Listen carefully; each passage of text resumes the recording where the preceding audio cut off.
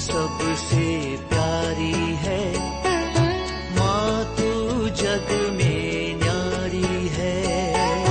माँ तू सबसे प्यारी है, माँ तू जग में न्यारी है।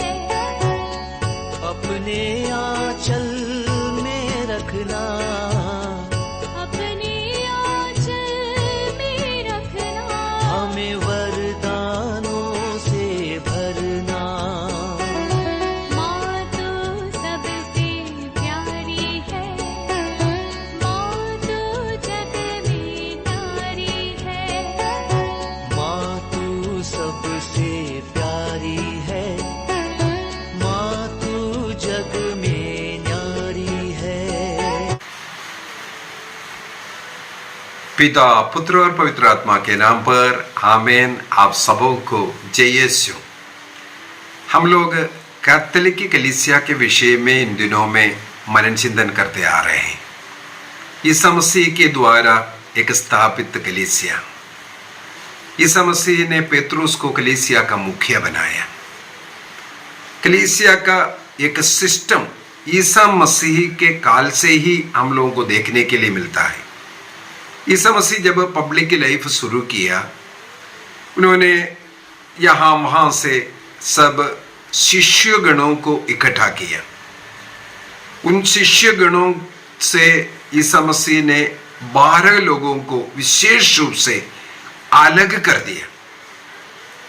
इसके बाद उन 12 में से ईसा मसीह ने एक व्यक्ति को और चुन करके उन्हें उनका मुखिया बनाया, जिन्हें हम पेतरुस कहते हैं। जैसे यूदस को जो पैसा वगैरह संभालने का कार्य दिया, इसी प्रकार एक एक को मैंने यूदस के विषय में पढ़ा, जो यूदस तदेउस, उनको विशेष रूप से चंगाई देने के लिए भेजता था। कहीं ऐसा विशेष चंगाई की किसी को जरूरत है, ईसा मसीह स्वयं उन्हें कई जगहों पर भेजता हुआ। बाइबल के अंदर नहीं पूछना है, बाइबल के अंदर नहीं लिखा हुआ, लेकिन बाइबल के अलावा भी अनेकों ऐसा ग्रंथ है, उसी के अंदर से पता चलता है ईसा मसीह ने स्वयं यूदस को विशेष चंगाई देने के लिए कहीं कहीं भेजा है। तो इस प्रकार ईसा मसीह ने स्वयं एक अपने कलीसिया को आगे संचालित करने के लिए कुछ तरीका, कुछ घटना बनाया। कैथोलिक कलीसिया में इस प्रकार का जो एडमिनिस्ट्रेशन का जो घटना है, उसको हायरार्की कहते हैं। यदि हायरार्की को इसी प्रकार हम लोग ड्राइंग करेंगे, एक पिरामिड का रूप आता है। सबसे नीचे विश्वासी गणों का जो समुदाय, सबसे ऊपर संत पापा। तो इस प्रकार के एक पिरामिड का रूप हम लोग बना सकता है। आज इस हायरार्की के विषय में हम लोग मनन चिंतन करेंगे। कैथोलिक कलीसिया का एक सबसे विशेष रीति है, हम ये बोलेंगे, वो किसी न किसी व्यक्ति के अधीन रहता है।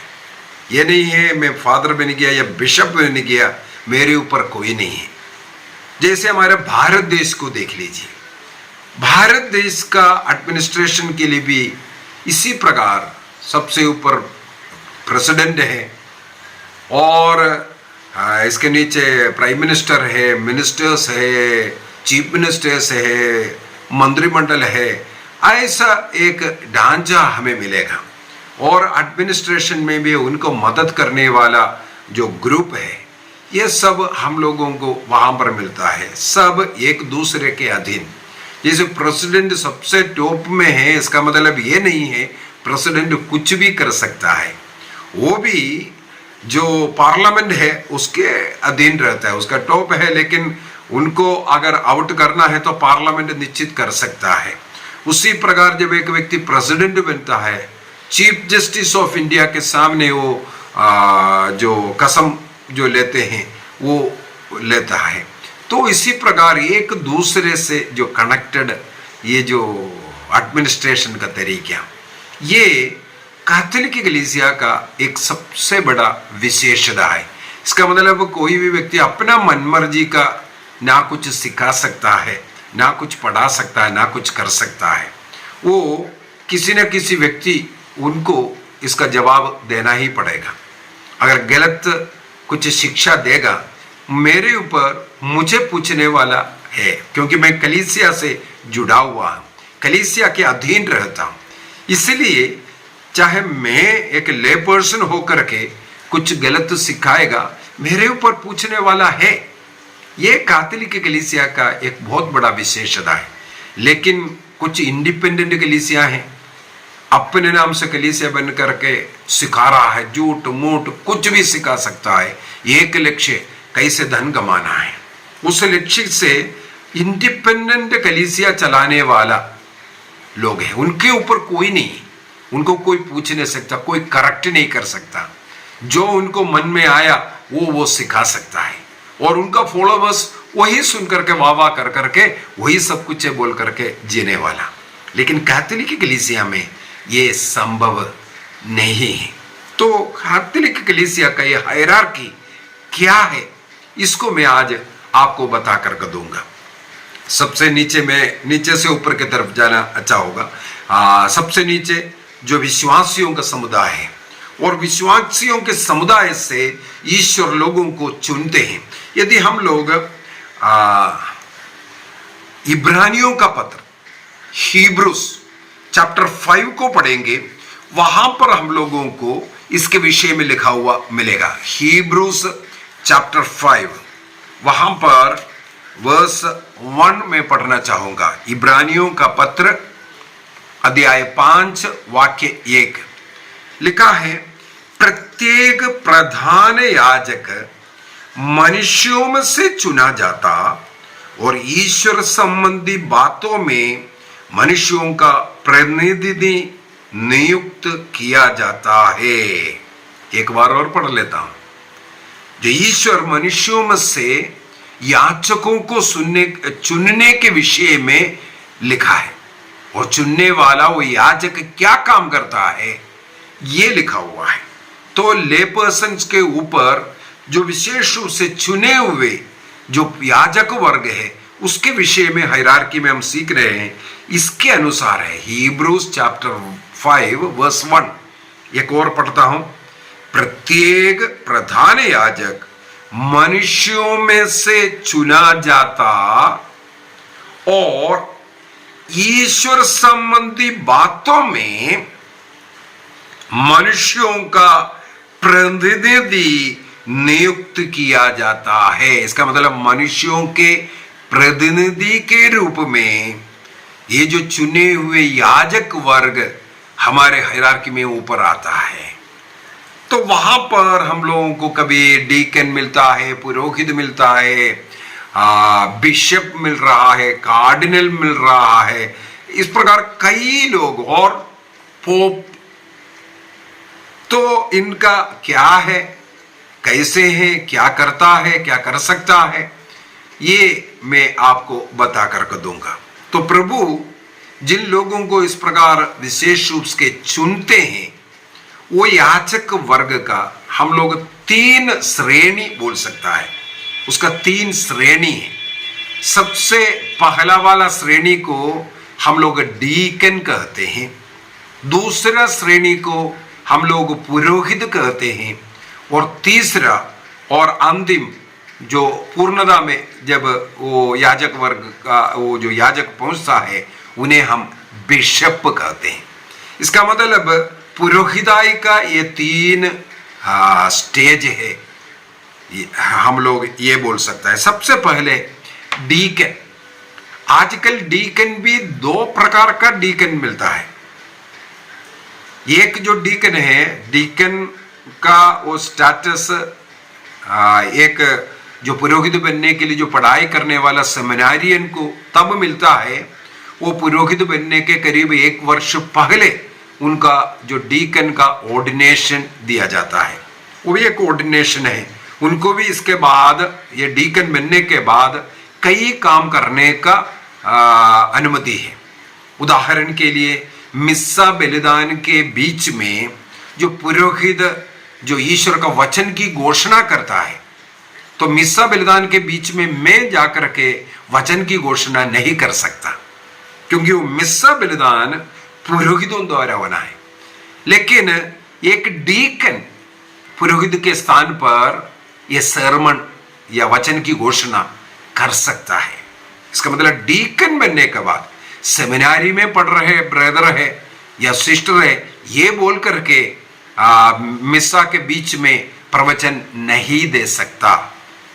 केवल एक पुरोहित और एक डीकन दे सकता है। तो एक डीकन बनने के बाद ये अनुमति मिल जाता है।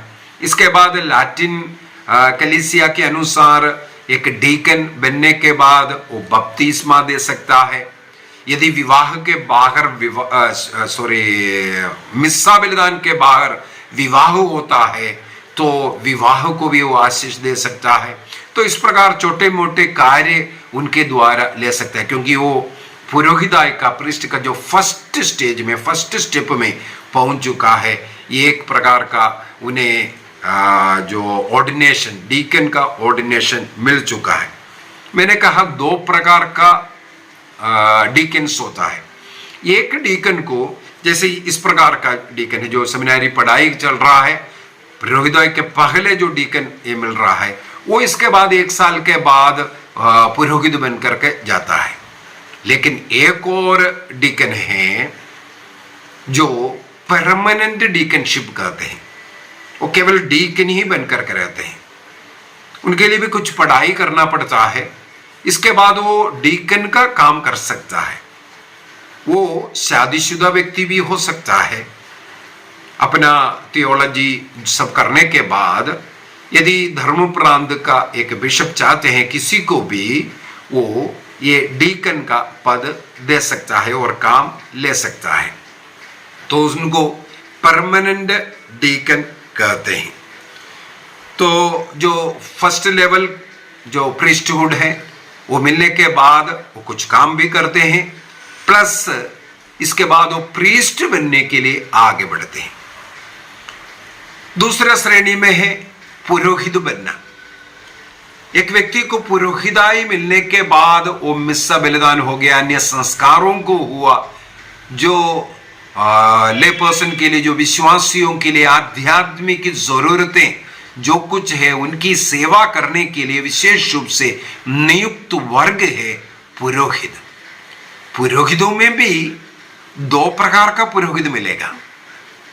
एक अपने धर्म प्रांत के लिए सेवा करने वाले जो पुरोहित हैं, अपने बिशप से जुड़े रह करके बिशप का असिस्टेंट हम बोल सकता है, या हम ये भी बोल सकता है, मान लो किसी ने एक दुकान बनाया, उस दुकान का मालिक है, उनको कई जगहों पर दुकान है, हर जगह पर वो नहीं जा सकता।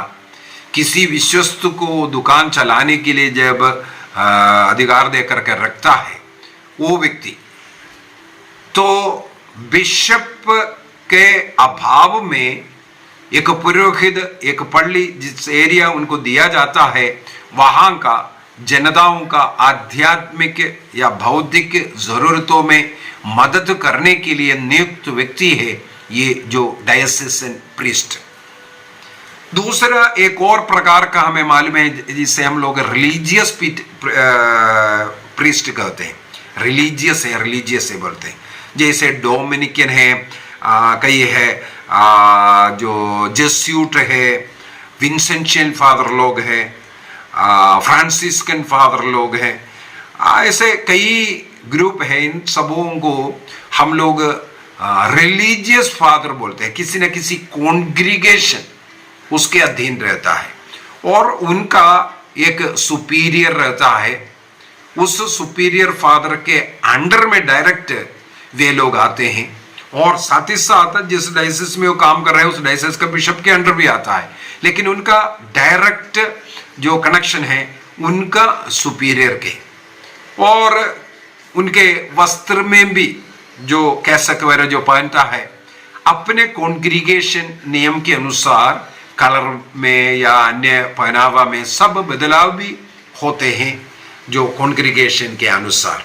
उन्हें हम लोग साधारणतः सन्यासी फादर लोग भी कहते हैं, क्योंकि वे लोग एक आश्रम में रहना पड़ता है। वो जैसे जो डायसिसन पुरोहितों के समान पल्ली है, पल्ली के साथ अपना एक मकान है, उसमें रह करके सेवा करने वाला नहीं होता है। ये जो रिलीजियस फादर लोगों के लिए एक बेसिक नियम है, उन लोग एक आश्रम में रहना उनके लिए जरूरी। जहां कहीं भी वो रहेगा, एक से अधिक पुरोहित होगा, एक आश्रम बनेगा पहले, वहां रह करके वहां के कलीसिया में मदद के लिए जाते हैं। ये मुख्यतः उनका फर्क है, क्योंकि वो समूह में वे लोग रहते हैं। उनका अपना खुद का कुछ नहीं होता है, सब कुछ उनका पब्लिक के लिए होता है। अगर मान लो वहां एक गाड़ी है, वो गाड़ी सबके लिए होता है, व्यक्तिगत। और पुराने समय पर उनका व्यक्तिगत खाता, बैंक अकाउंट वगैरह भी नहीं हो सकता था, शायद आजकल वो सब फर्क हो रहा है।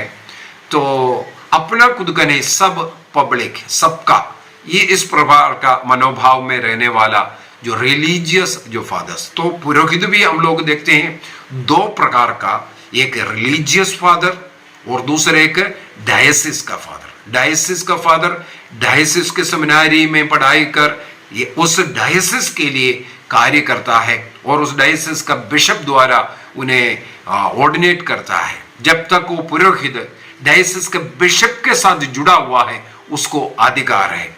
हाँ, उसके खिलाफ अगर जाएगा, उसका अधिकार सब छीना जाता है। जब तक वो बिशप से जुड़ा हुआ है, उस बिशप के अधीन रहता है, तब उस कलीसिया का, उस चर्च का वो सेवा कर सकता है, क्योंकि वो सेकंड लेवल का ऑर्डिनेशन लेकर के है। तीसरा पुरोहिताई का श्रेणी या उसका पूर्णता हम बोल सकता है जब एक पुरोहित बिशप बन जाता है। बिशप साधारणतः 35 साल के बाद बनता है, कम से कम उम्र 35 माना जाता है, इसके बाद जनरली बना जाता है। और एक व्यक्ति बिशप बनना है, हम लोग बिशपों का ऑर्डिनेशन में देख सकता है। एक पुरोहित को जब ऑर्डिनेशन देता है, एक बिशप कम से कम होना चाहिए, बिशप के द्वारा उनको ऑर्डिनेशन देता है। लेकिन एक बिशप को जब ऑर्डिनेशन मिलता है, वो एक व्यक्ति बिशप बनता है, तो हमें मिलेगा कई बिशप लोग, उसमें कई बिशप लोग होना जरूरी है। उसमें एक बिशप दूसरे एक बिशप को ऑर्डेन नहीं कर सकता, वो एक मंडली है। इसका मतलब है बिशप बनना पुरोहिताई का वो लास्ट जो पूर्ति है, थर्ड लेवल है, पूर्णता है एक पुरोहिताई का। और वो उसके साथ बिशप एक बिशपों का एक मंडली में ज्वाइन करता है, बिशपों का मंडली, बिशप कॉन्फ्रेंस वगैरह जो हम लोग बोलते हैं, वो बिशपों का मंडली। इसका मतलब है एक बिशप मंडली के साथ जुड़ करके वह कार्य करता है, वो भी इंडिपेंडेंट नहीं है इसका मतलब। और बिशप के अंदर भी हम लोगों को कई श्रेणी मिलेगा बिशपों में। कई बिशप है, इसके बाद आर्च बिशप बनता है। आर्च बिशप का मतलब हो गया वो एक धर्म प्रांत का नहीं, कई धर्म प्रांत उसके अंदर आ सकते हैं। वो विशेष रूप से एक धर्म प्रांत का बिशप होगा, लेकिन उस धर्म प्रांत के उस बिशप के अधीन में और भी कम से कम 3-4 धर्म प्रांत, डिस्ट्रिक्ट, स्टेट सब रहता है, तो उनको आर्च बिशप कहते हैं। उसी प्रकार किसी किसी देश में हम लोगों को मेट्रोपॉलिटन बिशप्स भी मिलेगा। वो उस मेट्रोपॉलिटन कुछ सिटी होगा, वहां का देखरेख करने वाला बिशप होगा। और प्रीमेट्स भी हुआ करता था, लेकिन आजकल बहुत ही कम सुनने में आता है। इसके बाद जो बिशप में से कुछ लोगों को संत पापा, पोप जो है, कार्डिनल्स बनाता है। कार्डिनल्स को कलीसिया का राजकुमार कहा जाता है। उनका जो मंडली है कार्डिनल्स का, जो है प्रिंसेस ऑफ द चर्च कहते हैं, क्योंकि वे एक कार्डिनल बनने के बाद उनका एक समाज, कार्डिनल्स का एक कहते हैं कॉलेज ऑफ कार्डिनल्स कहते हैं, उसका सदस्य बनता है। उसका सदस्य बनने का एक और फायदा यह है, यदि वो 80 साल के नीचे है तो वो पोप को चुनने के लिए, मैं एक क्लास आगे लेने वाला हूं, पोप को कैसे चुनता है, तो पोप को चुनने वाला वो जो ग्रुप है उसके अंदर शामिल हो सकता है। 80 साल के ऊपर वालों को वो वोटिंग का, वो सिलेक्शन करने का अनुमति नहीं है, लेकिन वो कार्डिनल ही है। वो कार्डिनल, इसका मतलब वो कॉलेज ऑफ कार्डिनल्स में ये शामिल होता है और उनको इस प्रकार का पूरे जो एडमिनिस्ट्रेशन का मुख्यतः जो कार्य सौंपा जाता है। और उसी प्रकार कई जगहों पर हम लोगों को मेजर आर्च बिशप्स मिलता है। मेजर आर्च बिशप हमारे भारत देश में ही, केरल देश में आपको 2 मेजर आर्च बिशप मिलेगा। कुल मिलाकर के दुनिया में 4 मेजर आर्च बिशप है, उनमें से 2 हमारे केरल में, भारत देश में ही है। एक सीरो मलबार का जो कार्डिनल आलंचेरी है, उनका वो कार्डिनल भी है, प्लस उनका जो पद है मेजर आर्च बिशप ऑफ, वो सीरो मलबार चर्च का मेजर आर्च बिशप है। उसी प्रकार हमें मलंगरा चर्च मिलेगा, सीरो मलंगरा चर्च, वो कार्डिनल क्लीमिस, वो कार्डिनल भी है, प्लस वो मेजर आर्च बिशप, क्योंकि एक इंडिपेंडेंट कलीसिया है, सीरो मलंगरा हो या मलबार हो, उन कलीसियाओं का हेड है। एक प्रकार से हम बोलेंगे जैसे लैटिन चर्च के लिए जो संत पापा है, उसी प्रकार उस कलीसिया के लिए, सीरो मलबार के लिए कार्डिनल आलंचेरी, उनके लिए जो पोप जैसे हैं, वो मेजर जो आर्च बिशप है। उसी प्रकार क्लीमिस जो है पोप के समान है, क्योंकि उनका लोकल सिनड वो बुला सकता है। इस सिनड में जो सिलेक्ट होने वाला बिशप व्यक्ति को बिशप बनाया जाता है। ये सब अधिकार प्राप्त है, इंडिपेंडेंट जो अधिकार कैथोलिक कलीसिया में इन चर्चों को दिया हुआ है, उसका हेड को जो पदवी दिया हुआ है मेजर आर्च बिशप का। मेरे विचार में आपको समझ में आया। वो उसी समय पर कार्डिनल भी है, कार्डिनल का जो कॉलेज ऑफ कार्डिनल्स में भी वो सम्मिलित है, लेकिन अपने इंडिविजुअल चर्च के कारण वो उसके लिए मेजर आर्च बिशप भी है। और कहीं कहीं हमें पैट्रियार्क के विषय में मैंने कई क्लासों में बोला था, आदिम कलीसिया के अंदर जो मुख्य 5 सेंडर्स होता था, चाहे एंटियोक हो, रोम हो, यरूशलेम हो, ये सब, वहां पर सब पैट्रियार्क को नियुक्त किया हुआ था, पैट्रियार्क को। तो चर्च का उस विभाग का, उस एरिया का हेड को पैट्रियार्क कहता था। लेकिन अभी फिर धीरे धीरे चेंज हुआ है, अभी केवल 6 पैट्रियार्क हमें मिलेगा। कुछ इंडिपेंडेंट कलीसियाओं का जो हेड है, जो कैथोलिक चर्च के अंदर है, ये नहीं सोचना इंडिपेंडेंट है। केरल में 2 मेजर आर्च बिशप है, वो डायरेक्टली यहाँ का सिनड में कुछ भी डिसाइड करता है, वो वतिकान में भेजता है, वहां से संत पापा के अनुमति अप्रूवल के बाद यहाँ पारित होता है। यहाँ ये निर्णय कर सकता है, लेकिन फाइनल डिसीजन संत पापा। इसका मतलब संत पापा के अधीन में कैथोलिक चर्च रहता है, लेकिन अपना इंडिविजुअल जो चर्च है, 24 जो चर्चेस कैथोलिक कलीसिया में है, वो उसका जो एक का इंडिपेंडेंट एडमिनिस्ट्रेशन के लिए ये जो मेजर आर्च बिशप है। और पैट्रियार्क भी इसी प्रकार है। आज 6 पैट्रियार्क्स को हम मिल सकते हैं, और इन सबों का ऊपर वो भी बिशप है जो पोप है। मैंने कहा है कार्डिनल्स सेलेक्ट करता है, उन कार्डिनलों में से एक कार्डिनल को कार्डिनल लोग सेलेक्ट करता है, पोप का पद देता है, ताकि सारे यूनिवर्सल चर्च का हेड बनना है। वो भी जैसे रोमन जो चर्च है रोम का, वहां का जो वेटिकन का जो है उसका हेड है, बिशप है वहां का। तो बिशप ऑफ वेटिकन भी है वो। और उसी प्रकार हमें मालूम है वेटिकन सबसे छोटा कंट्री है, एक कंट्री है, आज इंडिपेंडेंट कंट्री है, तो उस कंट्री का हेड भी है वो। इसका मतलब जो हेड ऑफ द स्टेट, उसी प्रकार हेड ऑफ द चर्च भी पोप है। उनको वो भी उनका एक टीम रहता है, उनके उपदेश के अनुसार वो भी कार्य करता है। वो अपना मर्जी से इंडिविजुअल इंडिपेंडेंट है ये सोच करके पोप बन गया बोल करके अपना मर्जी का कुछ भी वो नहीं करते हैं, नहीं कर सकता है, क्योंकि उनको उपदेश देने वाला मंडली है, टीम है, उसके साथ मिलकर के वो भी कार्य करता है। जैसे संत पेत्रुस को ईसा मसीह ने बनाया, हम देखते हैं इवन संत पौलुस आकर के उन्हें उपदेश दिया, उनको बताया ये गलत कर रहे हो है। इसी प्रकार आज भी वो चलता है, आज भी चलता है। तो संत पापा सबसे टॉप।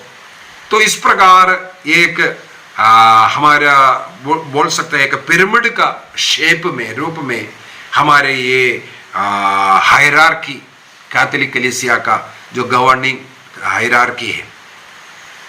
पोप का जो सिलेक्शन है मुझे पढ़ने के लिए मिला है एडी 1085 से जो आजकल जो कार्डिनल्स का कॉलेज जो सेलेक्ट कर रहा है, इलेक्ट कर रहा है, वो तरीका 1085 के बाद शुरू हुआ है। उससे पहले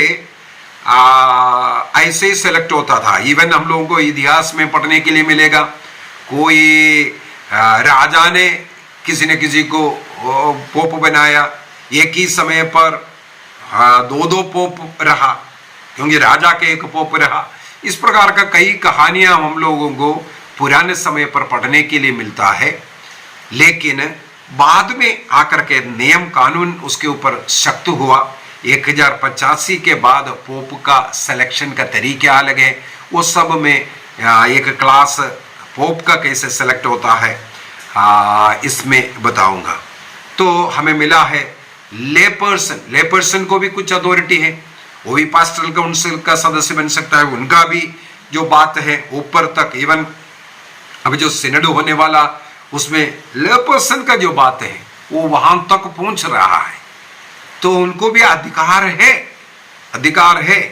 इसका मतलब वो निचले स्तर पर है, वो प्रीस्टहुड के लिए विशेष रूप से अलग किया हुआ व्यक्ति नहीं है। अलग किया हुआ व्यक्ति में हम लोगों ने देखा डीकन, प्रीस्ट एंड बिशप्स। उन बिशपों में कई कैटेगरी हम लोगों ने देखा। ये सब मिलकर के हमारा हायरार्की बनता है। मेरे विचार में आपको कैथोलिक कलीसिया का ये जो गवर्निंग सिस्टम कितना सिस्टमैटिक है, और इसी वजह से आधिकारिक रूप से ईसा मसीह ने जो अधिकार दिया उसका इस्तेमाल करते हुए आज भी कलीसिया सिखाते हैं।